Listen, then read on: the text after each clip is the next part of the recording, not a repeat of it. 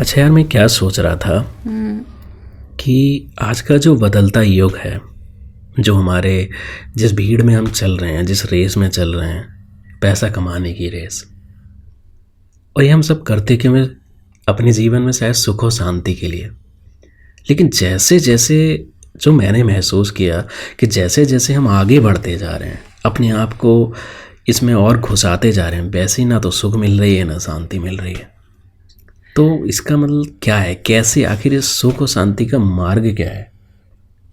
क्या तुम मैं क्या सोचती हूँ इस बारे में? तुम क्या सोचती हो इस बारे में? अच्छा, ये बात सही है कि हम जो है जितना भी सब कुछ कर रहे हैं, हर किसी के पीछे यही लक्ष्य होता है कि हमें सुख और शांति चाहिए जीवन में।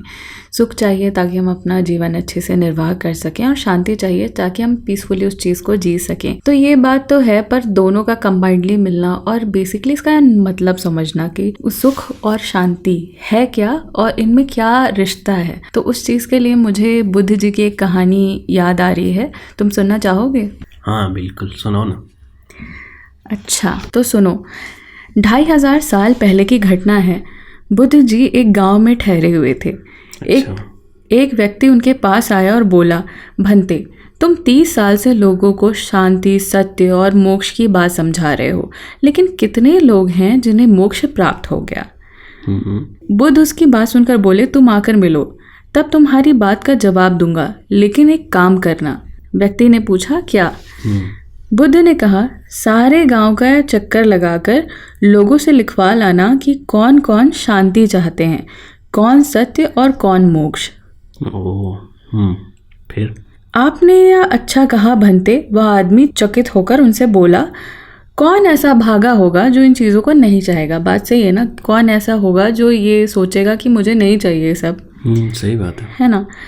तो अब उस व्यक्ति ने क्या किया? उस व्यक्ति ने घंटों गांव में चक्कर लगाया, लेकिन उसे एक भी आदमी ऐसा नहीं मिला जो शांति, सत्य और मोक्ष चाहता हो। किसी ने कहा, मुझे रोग से छुटकारा चाहिए। किसी ने कहा, मुझे संतान चाहिए। किसी ने कहा, मुझे नौकरी चाहिए। किसी ने कहा, मुझे लंबी उम्र चाहिए। लेकिन तीनों किसी को नहीं चाहिए थे। हाँ, लेकिन ये किसी को नहीं चाहिए था जो एक्चुअली में लोग ढूंढते हैं, जिसके लिए सुख और शांति, वो चाहिए ही नहीं लोगों को। तो उनको बेसिकली सुख चाहिए, ये कह सकते हैं कि उन्हें सुख चाहिए। वह व्यक्ति बहुत हैरान हो गया। फिर बुद्ध के पास लौट कर आया और बोला, ये तो बहुत ही अजीब गांव है महाराज। कोई कुछ चाहता है, कोई कुछ, किंतु शांति, सत्य और मोक्ष की आकांक्षा रखने वाला एक भी आदमी नहीं है। थोड़ा सा ऐसा है ना, पर रियलिटी में लगभग ऐसा ही होगा। अगर हम भी रियल में एक्सपेरिमेंट करने लगे तो शायद ऐसे ही रिजल्ट निकलेगा। हाँ, लेकिन अगर सही बात भी है, और मैं ट्राई भी करूँगा कि अपने आसपास जो दोस्त हैं या मोहल्ले वालों से पूछूंगा कि आपको क्या चाहिए ज़िंदगी में, तो देखते हैं कि क्या आता है। और वैसे भी पूछते हैं जनरली, तो ये तो नहीं आता कि हाँ मुझे यार शांति चाहिए। बहुत ही कम कोई मिल जाएगा जो बोलेगा कि मुझे सुख शांति चाहिए। ज़्यादातर यार आज के टाइम पे मुझे तो एक कार खरीदनी है, मुझे अच्छी जॉब मिल जाए, मेरा IAS हो जाए या मेरा बिजनेस सेटअप हो जाए, कुछ इस तरह से। मुझे लगता है कि शांति, जब कोई ये कहता है ना कि मुझे शांति चाहिए, तो उसको कुछ वक्त का सुख ही चाहिए होता है एक तरह से। अगर इसका मीनिंग समझा भी जाए, कभी कभी तुम देखो कि जो कोई बहुत थका हो या बहुत चिड़चिड़ा क्या हो, तो बोलेगा यार अब मुझे लाइफ में कुछ नहीं चाहिए, बस शांति चाहिए, शांति से बैठना। पर उसी इंसान को तुम थोड़े देर पार्टी करवा दो, थोड़ी देर का सुख दे दो, तो उसको लगेगा हाँ बढ़िया लग रहा है लाइफ में, फिर से वो अपने सुख की खोज में लग जाएगा। तो ये बात तो है।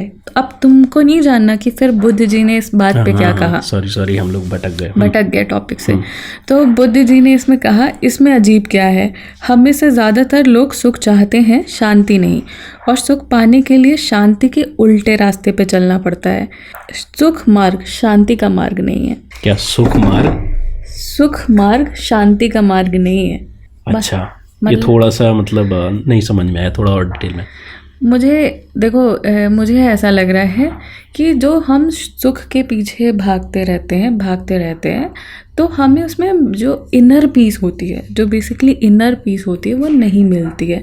जो हमें शांति जो है ना, वो बहुत ही इंटरनल मैटर है इंसान का, तो उसके अगर लिए इसको इंसान को कठिन रास्ते पे चलना पड़ता है। यानी कि देखो, तुम तपस्या करते थे लोग, या मेडिटेट करते थे, या अपने आप को ढूंढने का, अपने अंतर मन को ढूंढने का जो रास्ता होता है वो कठिन रास्ता होता है, वो आसान रास्ता नहीं होता है। अगर ऐसा होता तो हर किसी को पता होता कि उसको क्या चाहिए, या उसके अंतर मन को शांति किस प्रकार से मिलेगी।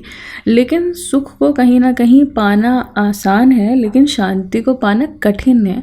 और एक तरह से देखा जाए तो बात का जो मीनिंग है वो सही है कि दोनों के रास्ते शायद उल्टी दिशा में चलते हैं। जो शायद मुझे इससे समझ में आया है कि अगर सुख को हम जितना समझें तो वो भौतिक है, फिजिकल है, और शांति जो है वो इनर है, मतलब ये माइंड का पार्ट है। तो शांति आपकी माइंड से है, तो जो माइंड से अगर आपको है तो आपको ऑब्वियसली एक कठिन रास्ते पे ही चलना होगा। लाइक आपको अपने आप को कुछ बंधनों में भी बांधना पड़ेगा। जैसे कि अगर आप मेडिटेट भी कर रहे हैं तो that is a regular thing, कि आपको उस स्टेट में जाना पड़ेगा जब आप उस एनर्जी से कनेक्ट हो, तब शायद आपको शांति मिलेगी। बेसिकली डिसिप्लिन की बात कर रहे हैं। डिसिप्लिन मतलब ये पार्ट है। और सुख तो ऐसा है कि जैसे हम बहुत सारे पैसे तो कमा लेते हैं तो सुख हाँ हमें मिल जाता है। आप अपने घर में एक AC लगा लोगे, जैसे आज की उसमें समझें तो अच्छी अपनी मनपसंद कार ले लोगे, हॉलीडे पे चले जाओगे, तो सुख तो मिल जाएगा। लेकिन शांति इज अल्टीमेट थिंग, मतलब ये परमानेंट है, लेकिन सुख टेम्परेरी है, आई थिंक, जो मुझे समझ में आया। हाँ, ऐसा ही है। और एक चीज़ ये भी है कि आपको शांति मिल जाए तो सुख भी मिल जाएगा, लेकिन सुख मिल जाए तो शांति मिले ऐसा ज़रूरी नहीं है, वाइस वर्सा ट्रू नहीं है। तो इसी के साथ हम ये वीडियो यहीं पे ख़त्म करते हैं। और आप भी ज़रूर अपने आसपास के लोगों से पूछिएगा कि उनको जीवन में ये तीनों चीज़ें चाहिए या क्या चाहिए। और हम मिलेंगे आपको अगले वीडियो में बहुत ही जल्द। और आपका क्या व्यू है वो भी आप हमें कमेंट सेक्शन में बता सकते हैं। आप क्या सोचते हैं ज़रूर लिखिए, हम ज़रूर जवाब देंगे। और ऐसे बहुत सारे टॉपिक और कहानियाँ सुनते रहेंगे, जानते रहेंगे, जो हमारी लाइफ को फ़ायदा देंगे। आपको मज़ा आया? बहुत मज़ा आया। मेरा थोड़ा सा सुख और शांति का पार्ट क्लियर हो गया, एनलाइटमेंट हो गया ना। बुद्ध जी जैसा तो नहीं, लेकिन हाँ कुछ सीख गया हूँ आज। चलिए फिर हम मिलते हैं अगले वीडियो में बहुत ही जल्द। नमस्कार।